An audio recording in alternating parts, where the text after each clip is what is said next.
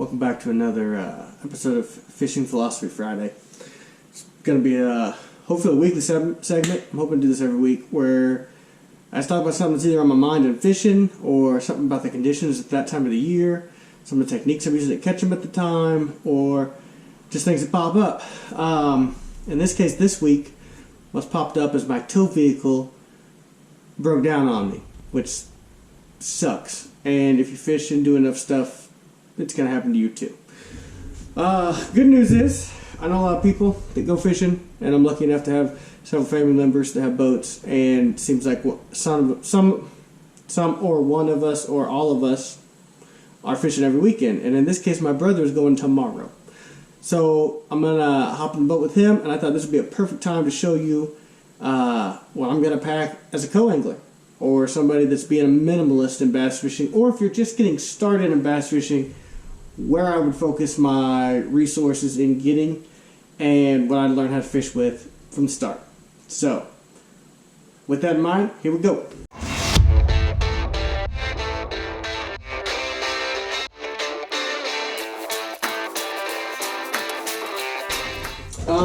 Three rods. I'm taking them on. 3 rods.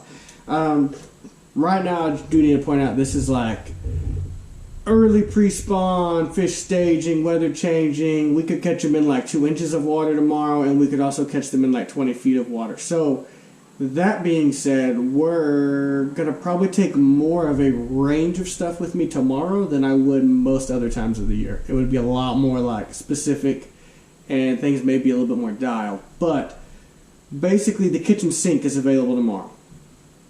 So, this is what I'm going to take. Rod number 1, because I am a crankbait chucker.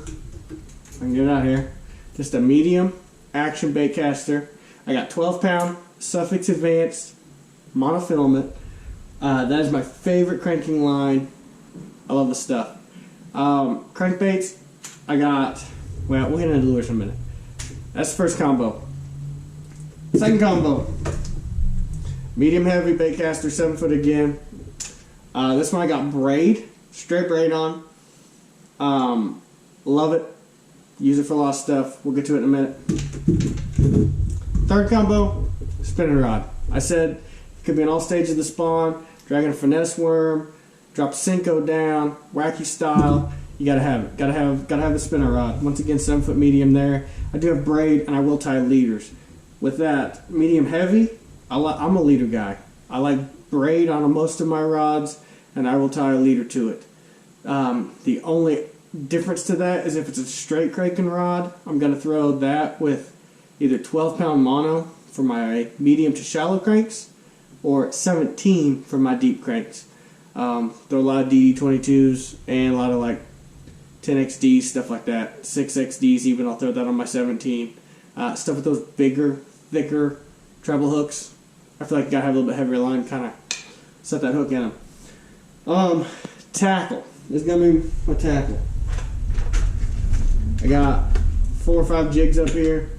They are all flipping jigs. They got that like Arky style head. They can do about everything.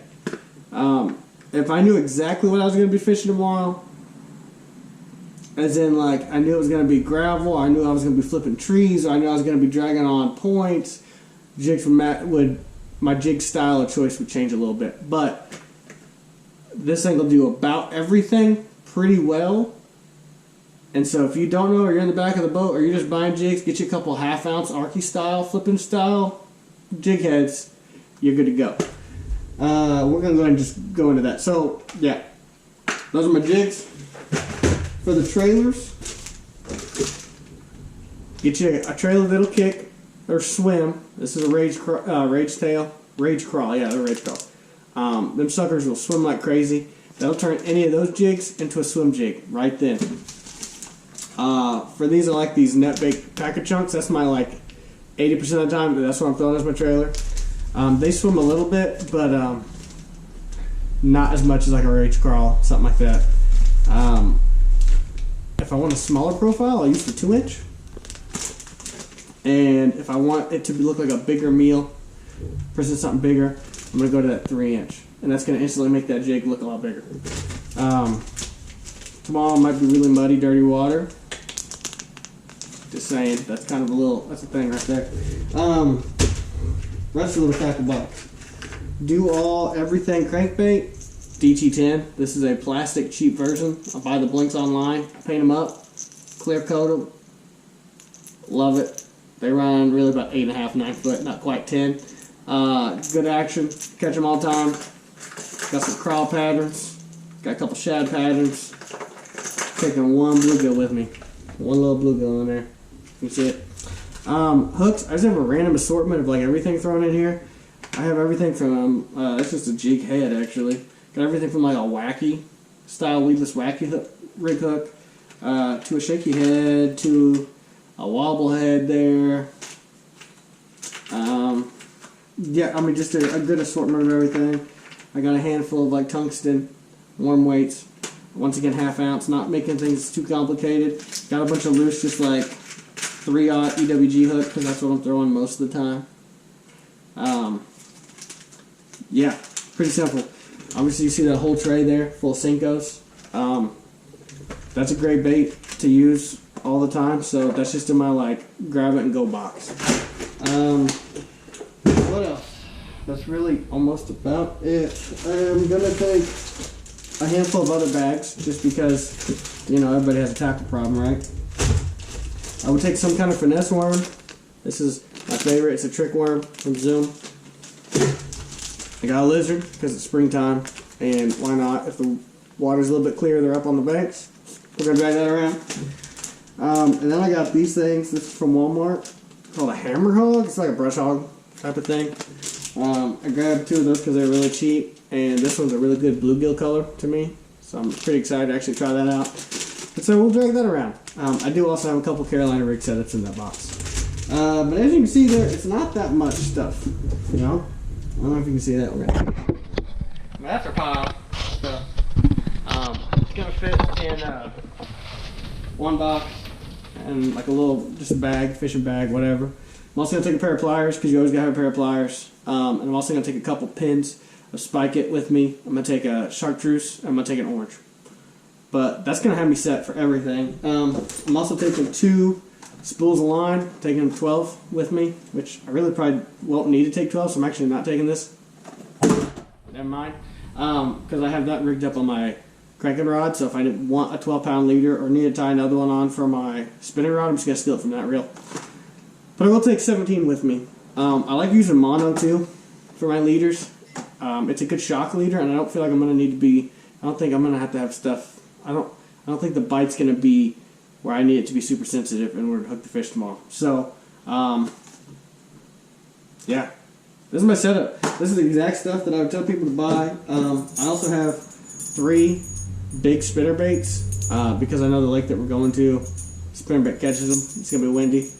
But it's pretty simple, really, you know. It could be narrowed down to like 1 crankbait, Texas rigs with a couple different options to drag around with, and 3 different routes to throw those, and I feel like I can get by with really fishing anything.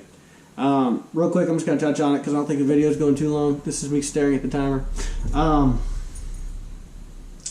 Fishing out of the back of the boat, or the co-angler spot for fishing tournaments. It's something I grew up doing. I've done it with my brother, done it with my grandpa, done it with my dad. I have not got to fish like on the bigger stuff as a co-angler. Like the BFLs, Toyota Series stuff, things like that. The thing with it is there's like 2 sides of it. One, really, in those bigger tournaments, like it's really not about your day, right? It's the boater's day. You need to fish with stuff that you have confidence in, but yet also isn't going to be like super snaggy. As you've seen most of that stuff in there, like a jig. I can't truly remember the last time I got hung upon a jig that wasn't pretty easy to get back. My crankbaits, like the last thing you want to do is be hung up all day and have them going back to get your stuff. So just be careful about that, mindful of that. Also, you saw the stuff that I'm throwing. I'm going to throw a lot of Cincos, a lot of like Texas rig stuff, a lot of things that I feel like is pretty finessey. And just as you're going down the bank, pay attention to what they're fishing in front of you and try to hit targets that they haven't. And if you are doing it, throw something in there that's more finessey than what they're doing. If they're throwing a spinnerbait down the bank or something like that, I'm going to throw a jig with like a swimming trailer. It's not going to be as flashy as spinnerbait, but you can kind of fish it at the same speed and tempo that they are, so they're not waiting on you dragging. You're able to fish effective, and you're not getting hung up either. Just kind of focus on that and just know that you're in an opportunity to where it's like it's them, it's their boat, it's their gear. Do all you can to help. Obviously, be a good net man. That's something. That's going to be one of my next videos, is how to be a good freaking net man. Because there's an art to that. My brother sucks at that. I'll probably get that on film tomorrow because I'm going to film. I can't wait to show you that, actually. Yeah, that's going to be good. That's going to be one of my next ones. But anyway, I want to keep this short. That's what I would roll. And that's how I would look at fishing the co-angler spot a lot. Different times of the year, my baits would change some. But the last thing you want to be is that guy that has to use a 2-wheel dolly to bring his tackle down to the boat, and he has 17 rods, and it's filling up a dude's boat.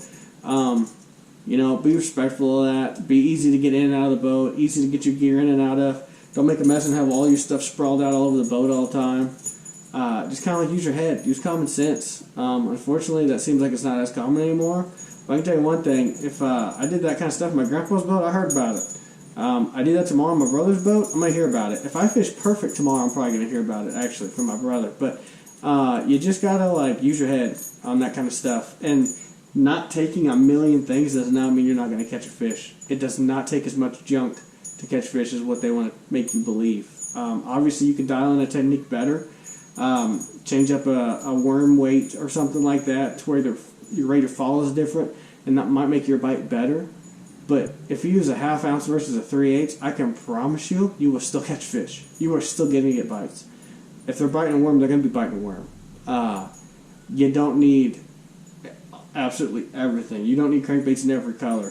I stick to bluegill patterns, I stick to crawfish patterns, and I stick to shad patterns. And some patterns could mimic almost all three of those, and those things are money.